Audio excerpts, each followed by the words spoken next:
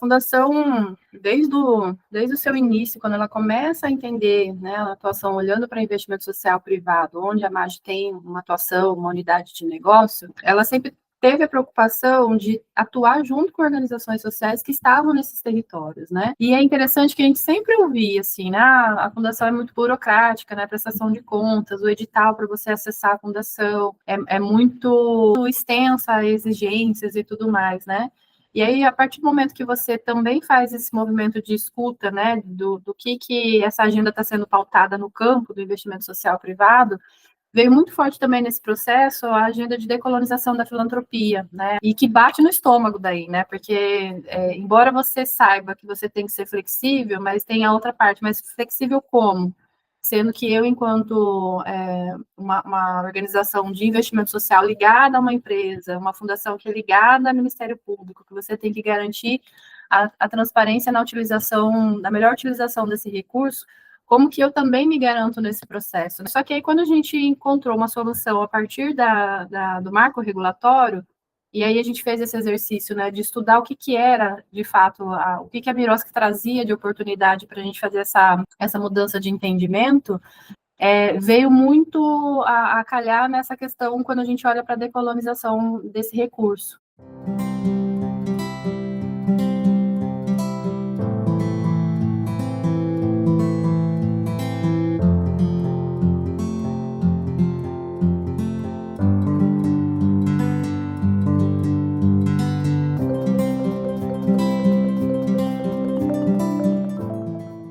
O marco de 2023, enquanto fundação, foi realmente desenhar um edital com uma linguagem acessível, um edital que transmitisse o que a gente, enquanto fundação, tem como premissa de atuação, que é estar na comunidade e fazer ações que sejam condizentes com esse território, com essas pessoas.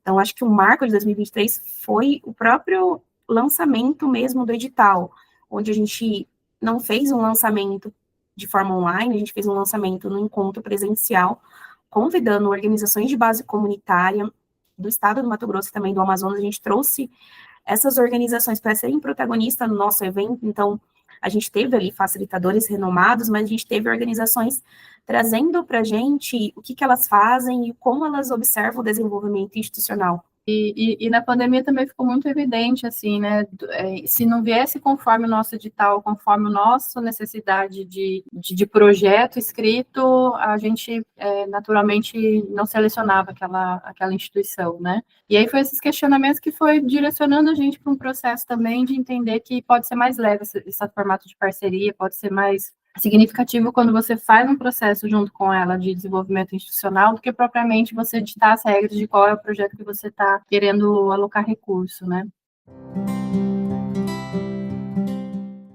Foi aí que começou essa virada de chave, assim, de entender que, para além do repasse de doação de recursos para projetos em específico, a intenção deveria ser também um fortalecimento e desenvolvimento institucional delas nesse sentido, né? E aí a gente falou assim, tá, como que a gente faz para ajudar elas a se estruturarem para conseguir não só captar recurso da própria empresa, da fundação, né, enquanto a MAGE, mas também dela se posicionar naquela comunidade, naquele território, como uma organização que está olhando para o impacto social, que faz algo benéfico para a comunidade, né? A gente parte do primeiro princípio, que é o diagnóstico de maturidade institucional. É uma ferramenta que ela vai apresentar para as organizações, movimentos e coletivos um panorama de 10 dimensões, muito com base no marco regulatório das organizações da sociedade civil. Aí o próximo passo são as mentorias individuais. Qual que é a proposta das mentorias individuais? É a gente trazer reflexões com base nesse primeiro resultado da maturidade institucional delas. E com base nisso, a gente faz o desenho do plano de desenvolvimento institucional. Ele é basicamente um plano de ação, onde as organizações vão ter ali as dimensões, as 10 dimensões, o nível que ela vai estar, essas dimensões é o nível inicial, intermediário e avançado, e ali as organizações vão priorizar dentro dessa mentoria individual realizada pela fundação, para que ela escolha ali 3 dimensões que ela gostaria de fortalecer e saia, né, desse momento fragilizado de uma das dimensões, para que ela se aprimore ao longo da jornada. Então, hoje, as organizações que estão com a gente, né, essas 32 iniciativas, movimentos, organizações e coletivos, elas fazem a prestação de contas por meio de planilhas e informações desse relatório, e a gente faz essa validação, mas entendendo que também a escuta, essa relação de confiança, essa correção de rota, tudo isso também precisa ser dialogado ao longo dessa jornada. Uma das premissas nossa enquanto fundação é fazer análise, né, e entender, identificar essas organizações de base comunitária, entendendo que, para que elas acessem outros financiadores, editais públicos, outras parcerias, elas precisam ser fortalecidas internamente, mas primeiro, para que esse fortalecimento aconteça, elas precisam ser identificadas e ter o lugar delas de protagonismo. Porque, de fato, assim como a gente traz, né, que poucas organizações conseguem acessar recursos públicos, quando a gente olha para a questão de recursos que vêm de investimento social privado, poucas organizações também conseguem acessar, porque são poucas que estão no nível de maturidade, que já entenderam a lógica do tema, que já se adequaram internamente, que já tem uma estrutura interna que consegue estar nesse sistema que é posto, né?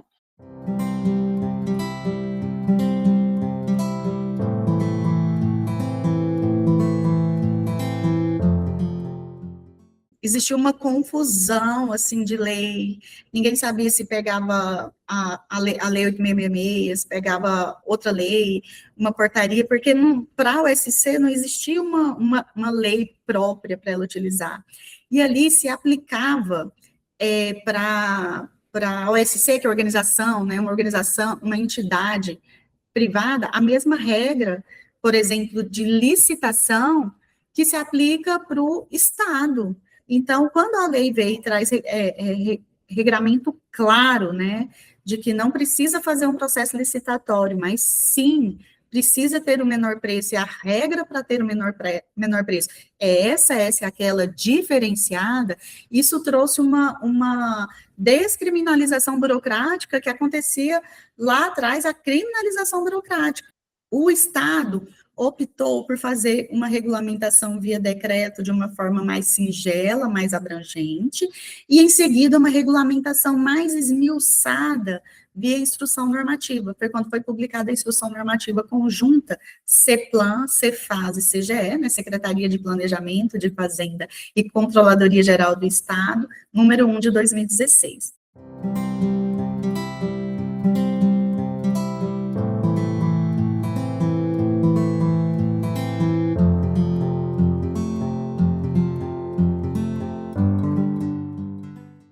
Hoje, o Instituto Enrede atua em territórios de borda, que eu falei, então, assim, a gente atua em São Félix, que é 1.290 quilômetros, né? A gente atua no Pantanal, que, apesar de não ser tão longe, é de difícil acesso. Então, qual que é a escolha? A escolha é sempre por territórios que têm dificuldade de acessar aquele conhecimento. A gente sabe que conhecimento é poder. Então, a gente entende que, ao acessar esse recurso, teve várias consequências, assim, né? Consequências positivas.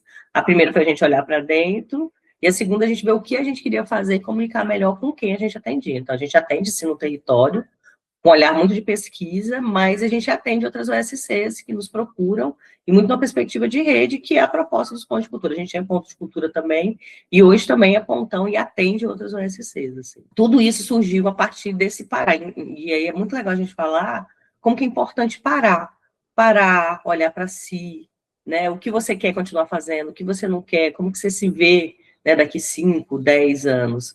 E a gente sempre fala que isso foi por causa desse primeiro passo, né, desse primeiro edital, porque aqui não tem, aqui no Estado não tem editais de fortalecimento institucional, a FAUM é a única.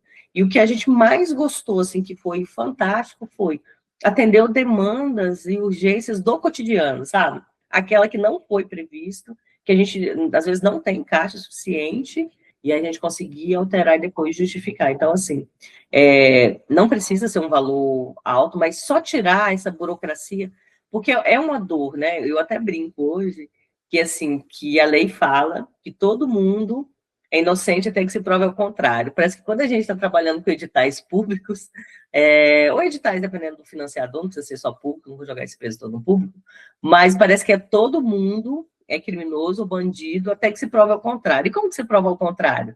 Com essas burocracias, essas rigidez. Quanto menos você altera, né, a planilha orçamentária ali do seu projeto, parece que mais honesto você é. E não necessariamente, a gente sabe que está no território que não é assim. hoje a associação ela se localiza na comunidade Corpo de Cristo, é um interior do município de Itacoatiara, no Amazonas. A nossa instituição ela tem como objetivo desenvolver a nossa comunidade, né, desenvolver a região na área do agro. Além do agro, também alguns sócios, eles são pescadores e outros são extrativistas, né? Então, nosso contexto da nossa comunidade, ele é um pouco vasto, né? Nessa parceria com a FAO, nós fizemos primeiro o projeto, né? E aí a gente inseriu na plataforma, fomos selecionados, e a partir daí houve várias situações na associação mesmo, né? Que alguns sócios não acreditavam, né? Sempre a gente comenta isso, né? Hoje a gente olha o resultado que deu, aquele trabalho lá no início, mas foi assim, né? Depois eles foram acreditando, né? Quando eu imprimi o plano, quando saiu o nosso PDI, aí eu imprimi, mostrei para eles, está aqui, ó, esse é o valor da casa de farinha, esse é o valor do triciclo. Aí eles começaram a sonhar, começaram a ver, né, enxergar que aquilo ali ia se tornar realidade. Quando nós tínhamos criado ali o nosso plano, que chegou à nossa matriz de referência, a gente teve que fazer uma interpretação, porque não sabíamos antes para onde iríamos, né? A partir daquele momento, a partir da matriz de referência que a gente fez, aí nós podemos se situar, né, nesse momento. Tivemos uma atividade que foi a primeira feira que existiu na comunidade, uma feira comunitária, né? Então, depois das capacitações, hoje a gente vê outro resultado, né, dentro da associação. No final, o que a gente vê como grande resultado, assim, é que a gente conseguiu trazer a perspectiva de ouvir a comunidade, de ouvir o território, de ouvir as queixas e a forma com que as organizações se estruturam para fazer com que os resultados dos impactos aconteçam, né? Então, a gente é mais um agente nesse processo, não o agente detentor de um conhecimento, detentor de um saber que, se a organização não seguir uma regra, um regramento ou um direcionamento, ela não consegue desenvolver seu impacto na ponta, né?